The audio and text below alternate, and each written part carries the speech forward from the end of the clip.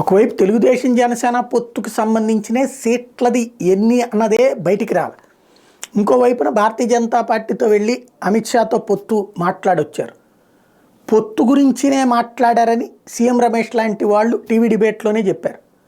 తెలుగుదేశం మేము పొత్తు గురించి మాట్లాడామని చెప్పలా, భారతీయ జనతా పార్టీ మేము పొత్తు గురించి మాట్లాడామని చెప్పలా. అంటే అధిష్టానం మిగతా వాళ్ళ విషయంలో పొత్తు గురించి మాట్లాడుతున్నప్పుడు పొత్తు గురించి అనే చెప్పారు. లైక్ జేడీఎస్తో కానీ, జేడీయూతో కానీ, ఆర్ఎల్డీతో కానీ, ఈవెన్ అకాలీదళ్తో కానీ.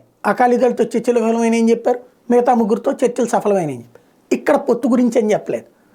ఇప్పుడు సమస్య ఏంటంటే చంద్రబాబు గారు మాట్లాడొచ్చింది ఏంటి అన్నది ఎవరికి తెలియకపోవడం ఒక ఎత్తు అయితే, అసలైనటువంటి గొడవ ఇప్పుడు తెలుగుదేశం పార్టీకి సంబంధించిన వీరాభిమానులైనటువంటి కమ్మ సామాజిక వర్గానికి సంబంధించిన వాళ్ళు హైదరాబాదు, బెంగళూరులో ప్రారంభించిన ప్రచారం ఏంటంటే భారతీయ జనతా పార్టీ చంద్రబాబుని బ్లాక్మెయిల్ చేస్తోంది, బాబు గారిని ఏదో చెప్పి బెదిరిస్తున్నారు, వాళ్ళు చెప్పినటువంటి సీట్లు ఇవ్వమంటున్నారు, వాళ్ళు అడిగిన పార్లమెంట్ స్థానాలు, వాళ్ళు అడిగిన అసెంబ్లీ స్థానాలు ఇచ్చి తీరాలంటున్నారు, ఇవ్వకపోతే కనుక తీవ్ర పరిణామాలు ఎదురవుతాయని హెచ్చరిస్తున్నారు.